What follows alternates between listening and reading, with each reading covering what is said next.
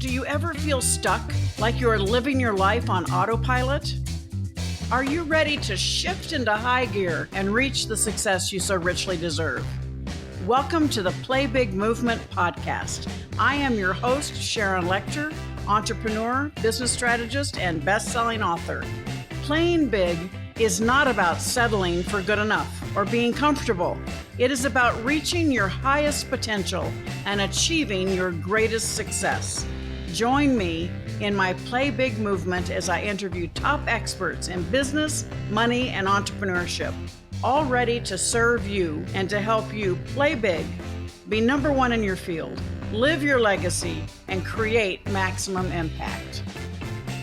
Hello, everyone. Welcome to this segment of the Play Big Movement podcast. I'm Sharon Lecter, your host, and I'm very excited to introduce a new friend, somebody I'm just getting to know, and what a dynamo she is. Megan Humer, thank you so much for being with me. Thanks for having me, Sharon. Well, Megan she looks a lot younger than the experience she has. She has spent, I think, 19 years in your bio, it said, becoming the master of the customer journey. So many people work so hard to get customers, they don't pay attention to holding on to them, to retaining them. And so I talk about every successful business that solves a problem or serves a need. And this is a huge opportunity for you to understand and to learn from Megan, because you want to nurture your clients and because the lifetime value of your customer is exponentially infinite if you take care of them. I talk about you either sell or you serve. When you sell, it's a transaction, one-time thing. If you serve them, you get a multiple lifetime of sales. And Megan is the expert in how to do that. Thank you so much, Megan, for being with me. Thank you. I'm excited to dive in. I know it's going to be a great conversation. Well, I'm looking forward to it, but I like to start with all my guests. I want you to talk a little bit about little Megan and how you got to this niche of expertise. Yes, little Megan grew up in an educator's household, and that's really where it got started. My mom was a career educator. She was a high school teacher most of her career. We are from a very small town in rural North Carolina, had about 2,000 people in it when I grew up there. My parents still live in the house I grew up in. My mom was also an elementary school principal for a little while, and then she went back to the high school classroom. I went to college for business, got a business degree, exited college, moved home like a lot of college students do. That was in 2004, and I had no clue what I wanted to do. I could not put my finger on what industry I wanted to be in. I didn't quite know what I was passionate about enough to make that my career. And that summer, after I graduated, I remember my mom had a conversation with me. I got a job as a manager in training at a restaurant, and I cried every day on my drive in, and I cried every day on my drive back home. And after 3 weeks, my mom looked at me and she said, "I think you need to write your letter of resignation. And I think you would be an amazing teacher. How about we get you into school and you go get your master's degree in education?" And I said, I don't know what else to do. So I trusted my mom. She saw something in me. And so I went and got a master's degree in education. And while I was doing that, I got a job at the high school I graduated from. And where the story gets really good is I taught the same subject that my mom taught, and our classrooms were right beside each other. My mom was a very decorated teacher. She has a lot of degrees. She got Teacher of the Year many times. And my mom was my mentor my first year teaching. And she was an extraordinary mentor for me in the classroom. I always like to pick on her and tell her that she mentored me so well, I ended up being even better than she was in the classroom. It's just like a family joke that we have. And I learned, I obviously went to school for education as well, but I really learned when you're in a classroom with teenagers. I had 14 to 18-year-olds all in the same class, every grade level, every cognitive ability, every emotion and personality and background and history, all in one class at the same time. And you have to discover very, very quickly the psychological state, the emotional state, the cognitive ability, what triggers somebody. Like, you've got to figure that out very, very fast. I would say within a matter of seconds. And I would pay attention to my students walking down the hallway to try to pick up on cues so that I could best lead them, teach them, mentor them, and facilitate. And that's really where I learned how to do what I do now with adults. And what I have found is adults really aren't that different from kids, right? Maybe we talk to them slightly differently, but that is how I got into what I'm doing. I really do attribute a lot of my success and know-how to my mom and her example as a classroom teacher. I love that. So, when you are working towards, and you eventually grew into the position and the expertise that you're doing now, but along the way, I love the fact that you talk about, because you really do, you have to kind of tune into an individual's personality and where they are and what they want. So talk a little bit about that transition from education into the corporate environment. Yes. So I was in the classroom for 5 years in the physical face-to-face classroom, and also taught online. I crafted not programs, but courses for North Carolina Virtual Public Schools. And I exited that career when we had our daughter 14 years ago, and started coaching adults. And I was doing a lot of general business coaching at first. And one of my mentors was a very successful coach, and I onboarded with her as an apprentice. This was in 2013, to help her develop a very large scale coaching and certification program. And at the end of that process, she had a launch, and close to 250 people joined that program. And she said, well, I can't run this on my own. I need help. And she offered me a position, which took me about 6 months to say yes to. And that was the first time where I became the director of client success for a large scale coaching company. So this is back in 2013. And again, I still very much come from the perspective of voice of the customer. And like you said at the beginning of this conversation, many leaders and business owners were very fixated on acquiring the customer. And in a lot of companies, there is either not someone on the team, or there may be someone that isn't really given a seat at the table to be the voice of the customer. And so much of my perspective on the client experience side is, a lot of my focus is with coaching and education companies.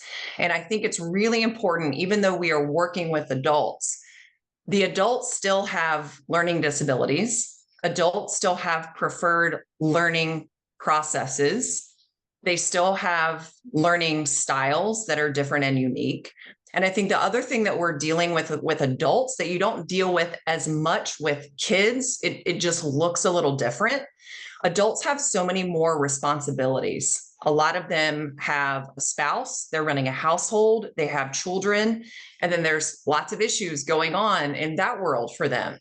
They have a lot of other financial responsibilities. Then we look at anything that could be going on in the world at any certain time. So there are a number of added layers of anxiety and stress, and just a lot of things tugging and pulling at adults. And so sometimes when we're running our programs, we just have like this kind of one-track mind. And it's like, well, you're an adult, you bought the program, you're expected to come in and do what you're supposed to do. You need to hold yourself accountable and go out there and do the work and get the result. And we're not really taking into consideration the psychological side of the client. And I'm not suggesting we need to go hold the hand and coddle an adult, but there are things that we certainly want to put into place so that the adult does feel seen, heard, and understood. Because from an emotional and psychological perspective, if you can help an adult feel seen, heard, and understood, really every step of the way, and you can do this at scale, they are going to build a lifelong trust with you. They're going to build a lifelong bond with you, your brand, your team, your company, and they're going to want to stay and bring a lot of people with them. So there's a lot of similarities. We're just transferring it to the adult person who does have a pile of other responsibilities and stress and anxiety on top of their shoulders that maybe a child didn't have. Right. And I think, a lot of people now have online courses. We have quite a few. And, the stats are in that people buy a course and very small percentage actually finish it. Some may higher percentage start, but they drop off very quickly because of all the noise in their life that you described, all the various responsibilities. And so, in our programs, we have like a quarterly Q&A check-in, and somebody might actually get an email from me saying, I saw you got started in the program, but we haven't seen you in a while. So this kind of surprises them. But I think it's important that nurturing is so important, and making people know that you didn't just take their money and run. So what do you see as the biggest mistake that companies make? That's a really good question. I'm gonna talk about one of the first mistakes that I think people make. Something that I am pretty obsessed with is onboarding. It's that moment and really onboarding. There's more of a pre-onboarding that starts with the moment the sale is made. So we can kind of say, well, onboarding is really kicking off as soon as that credit card is swiped, whether it's happening, I'm sitting here at my computer or my mobile phone and I swipe my credit card, I put my credit card details in, the sale is made. Or oftentimes, if the price point's a little higher, someone is talking to a salesperson, right? So it could happen in a conversation. And I think one of the biggest mistakes that we're making is how we're viewing the person the moment the sale is made and the first impression. And so what I think we really have to understand is that the prospect, before they have paid any money, they have built a certain kind of relationship with you as a business owner and as a business and as a brand. As soon as they pay money, in their head, they may not say this out loud. A lot of this is happening in their mind. In their mind, that relationship it's not necessarily starting over, but they are developing a brand new relationship with you now as a paying customer. And it's not that they all of a sudden lost trust in you. It's not like all of a sudden they're going to be really critical of the experience. It's not like all of a sudden they're going to judge you, like they never talked to you before and you just took their money. But there is something that does happen in the mind of the new client where they do start looking at you a bit differently than they did now that they have paid you. And I do a lot of third-party interviews for my clients, which is incredible because I get to get into the heads of your clients and I get to see, why are they attracted to buying the program in the first place? What is actually keeping them in the program or the service or continuing to use the product? And sometimes what attracted them is not the same as what their expectation is as soon as they join. And so everybody is coming into our programs and buying what we have to offer for slightly different reasons. And so that onboarding process is incredibly important. When I talk about onboarding, I like for people to understand, look at onboarding like an entire process with a beginning, a middle, and an end.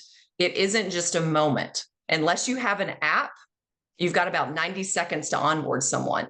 But if we're talking about a service, a coaching program, an education program, it just depends. An onboarding process could be days, it could be weeks, it could be months, depending on what your service is.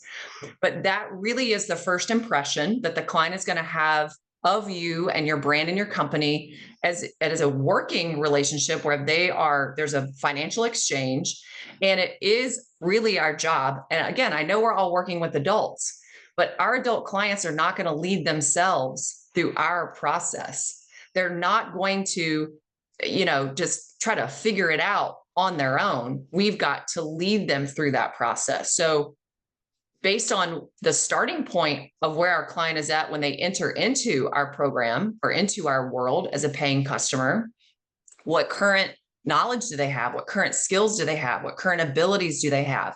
Resources, and how do we need to equip them with the knowledge and skills and resources that they need to actually take the action that really gets them, honestly, to their first somewhat significant success milestone.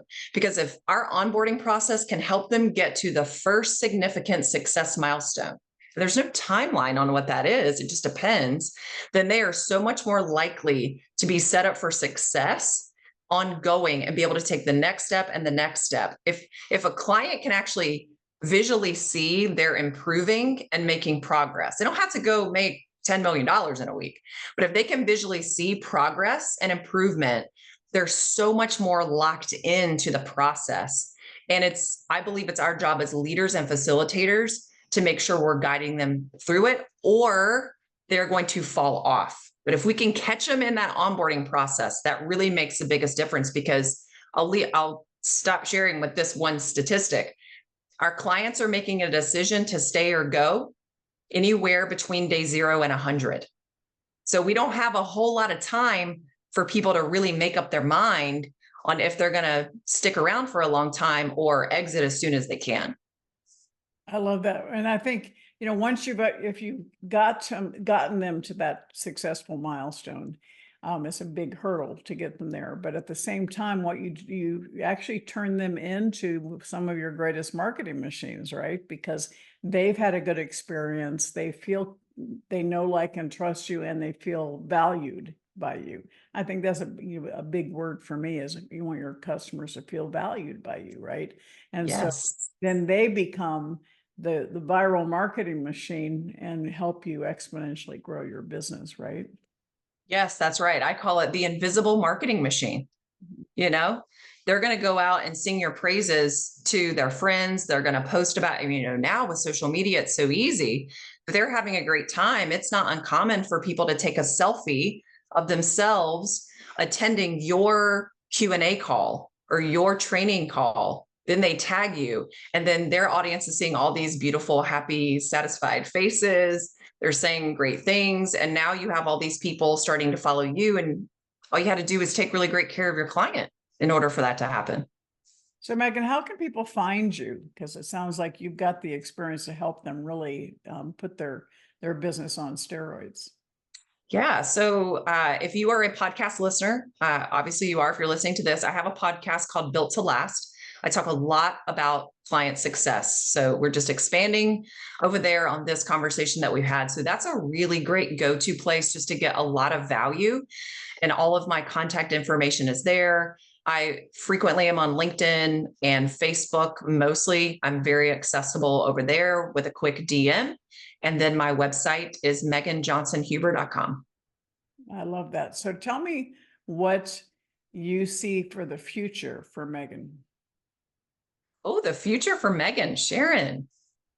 Well, I know you asked me earlier when we had our first meeting if I had written a book yet.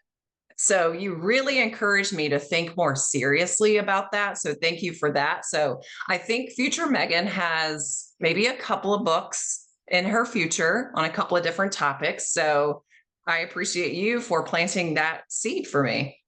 Absolutely. And you should take your brand Built to Last on your podcast and use that as a branding for your books as well. So there you go.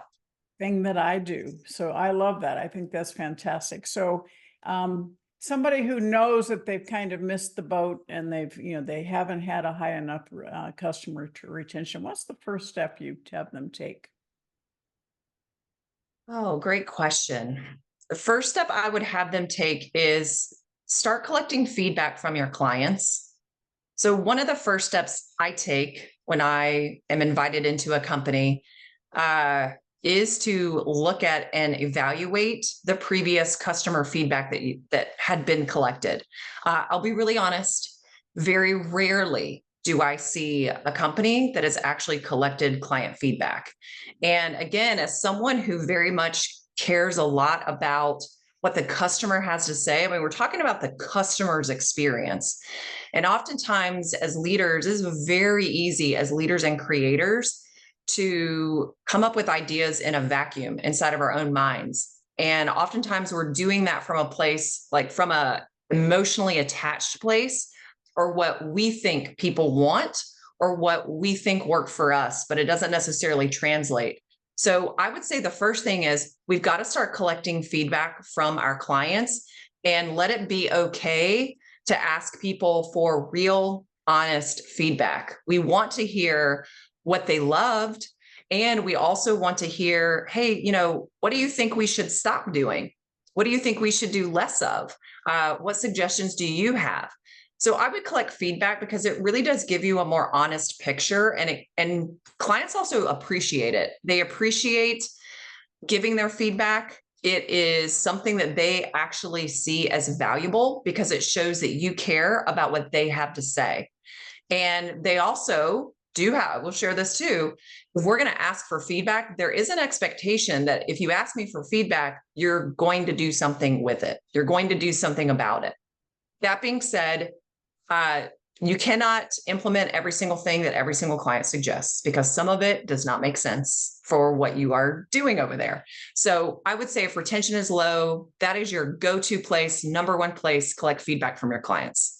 I love that. Well, I've often for years talked about the bell curve. So you may have 20% of the market adore you, love you, 20% not your customer, not your ideal client, 60% may not know you yet. And I go, what happens? So many people focus all their energy and effort on the 20% of the people that don't like them. And they kind of ignore their biggest marketing tool, the 20% of the people who love them. And that's the group that can turn the rest of the 60% into paying customers for them. And so it kind of, I think, consistent with what you say, pay attention to your existing customers, nurture them, keep them happy, and they can become marketing machines. As you said, absolutely. Invisible marketing machine. Invisible marketing machine. Yeah. I love that. Well, you're going to hang out for a moment. We're going to do another shorter interview for inside the private Facebook group, the Play Big Movement. So we're going to get a little more personal, but I really appreciate your thoughts and your guidance. And I think everybody watching and listening to this is going to pay a little more attention to nurturing their existing clients. So thank you so much, Megan, for being with me. Thank you. And for all of you watching and listening, thank you for paying attention to this Play Big Movement podcast. You've made the commitment to play a bigger game, live your legacy, create maximum impact. So I'm excited to have you be part of this, and I look forward to seeing you on the other side. And if you're not a member of the private Facebook group, please join, and you'll get all kinds of additional insights. So have a great day. You are fabulous. Thank you for listening to this segment of the Play Big Movement podcast. Please subscribe to iTunes and leave us a review, as well as join us in other areas of social media, Twitter, Instagram, and LinkedIn at Sharon Lechter, and for Facebook, author Sharon Lechter. Thank you so much and have a fabulous day.